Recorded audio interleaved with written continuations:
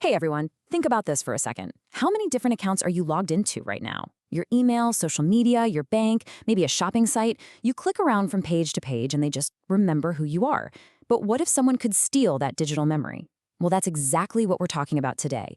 We're going to dive deep into session hijacking and, more importantly, how you can protect your digital self.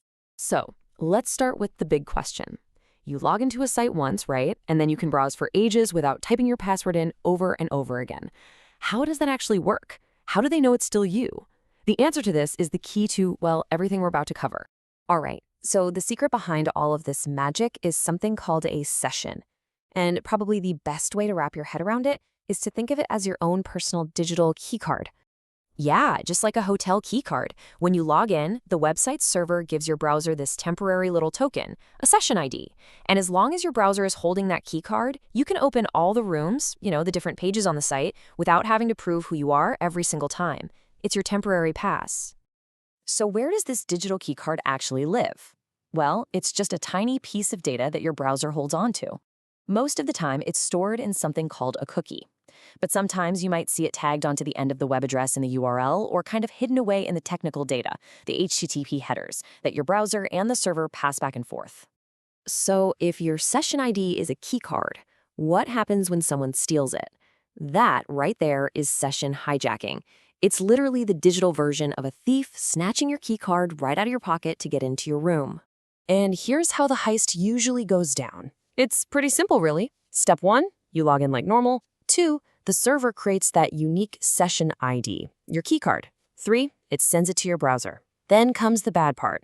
Step 4, an attacker finds a way to steal that ID. 5, they take that stolen ID and present it to the website. And finally, step 6, the server gets fooled. It sees a valid keycard and thinks the attacker is you, giving them full access to your. Now, these heists can play out in a couple of different ways. First, you've got active hijacking. This is the noisy one. The attacker takes over and might even boot you out. All of a sudden, you're logged off, or you start seeing weird error messages. Then there's passive hijacking, which is way, way stealthier. The attacker just sits in the background, quietly watching and copying your data. For you, everything seems totally normal. You might never even know they're there. So you're probably wondering, how do these attackers actually pull this off?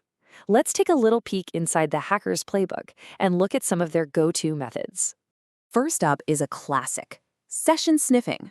This is exactly why everyone tells you to be careful on public Wi-Fi. If you're at a coffee shop or an airport and the connection isn't properly secured, an attacker on that same network can literally sniff the airwaves, eavesdrop on the traffic, and just pluck your session ID right out of thin air. Then you've got something called cross-site scripting, or XSS for short. This one is really sneaky.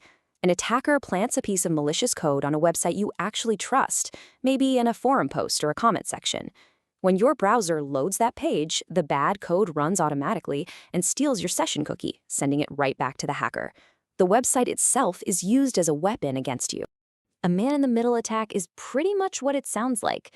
It's like someone secretly intercepting your mail, opening it, reading it, and then sealing it back up and sending it on its way.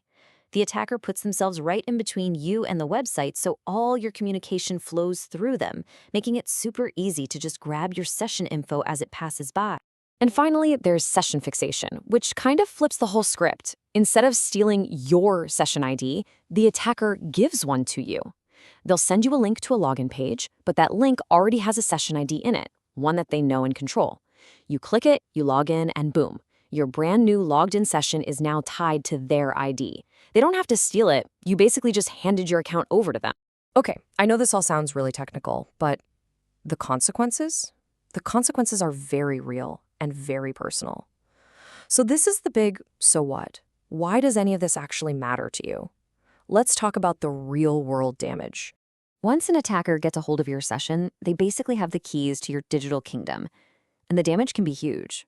We're talking direct financial loss if they get into your banking or shopping accounts, massive data breaches of your personal information, and even full-blown identity theft, not to mention the privacy violations.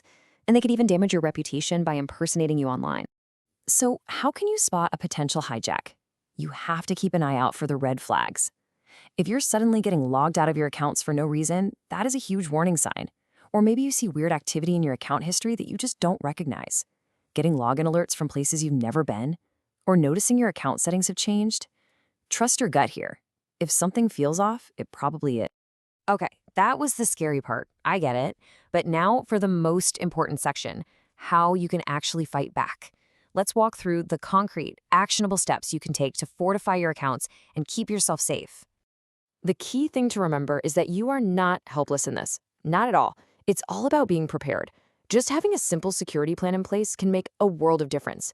So think of this next part as your personal security checklist. It starts right now. All right, here's the checklist. First, always look for HTTPS in the web address. That S means secure, and it's your first line of defense. Next, try to avoid public Wi-Fi for anything important. If you have to use it, use a trusted VPN to create your own private encrypted tunnel. The single biggest thing you can do, though, enable multi-factor authentication, or MFA, everywhere you possibly can. And of course, the basics still count. Be suspicious of weird links. Actually log out of websites when you're done, and always keep your browser and software up to date. So in the end, your entire online life is secured by these tiny, invisible digital keycards. They're what stands between your most private data and anyone else in the world. So the only real question left is, are you watching yours?